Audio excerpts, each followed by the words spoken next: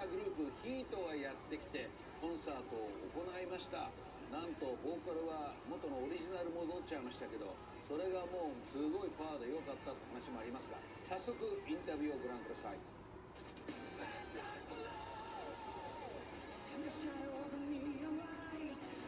Me and Kenny, we were hanging out, like, because I quit the band for a while, and then me and Kenny started working together with some music and stuff.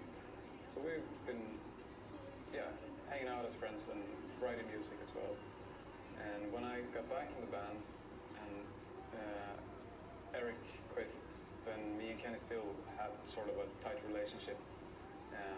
So it was very easy for me to just ask, or anyone could, because we were friends, you know.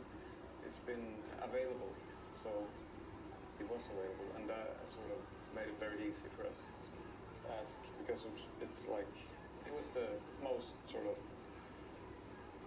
natural thing to do, I guess, in our situation.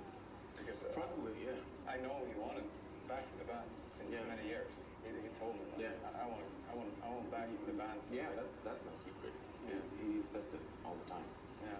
That when he left the band, 2010, it was like almost his life goal to get back in H.E.A.T. It was the biggest mistake he ever did to leave this band. So he just started training and singing a lot and trying to become the ultimate frontman and retake his place in this band.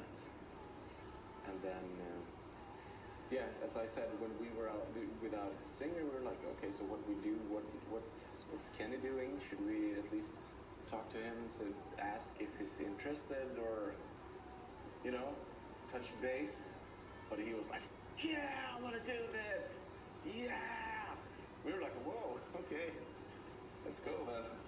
So when he came back in the band, it was really like a nice warm wind. He was a source of energy and inspiration, and he still is. He's really a power force. So it's great having him back, and it's great also to regain an old friend.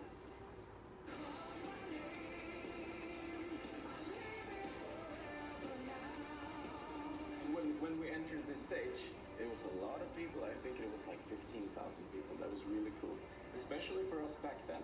Yeah. That was a really big show for us, for kind of a new band.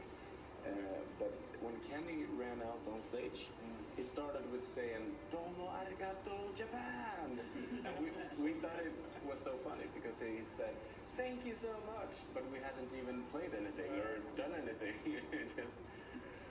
It's like you were supposed to say that at the end of the show, but it was the first thing he said. It was fun. And I think Kerry King of Slayer, he just stood on the balcony watching our show. And when after the show, when we walked by him, we were like, oh shit, he's gonna think that we are silly playing this kind of melody music. But no, he said we did a really good show and we liked it. So that was cool.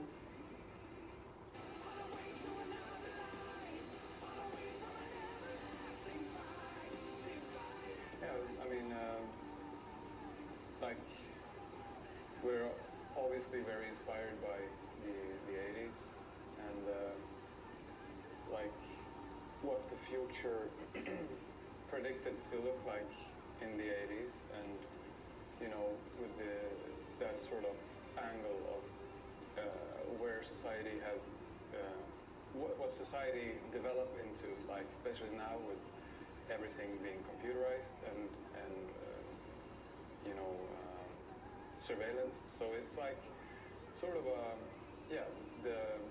it's a bit of a dystopian take on the whole theme. Where are we heading? It's very unsure, in terms of both culturally and technologically, speaking. It's interesting, and we try to incorporate these thoughts into the theme and the artwork, and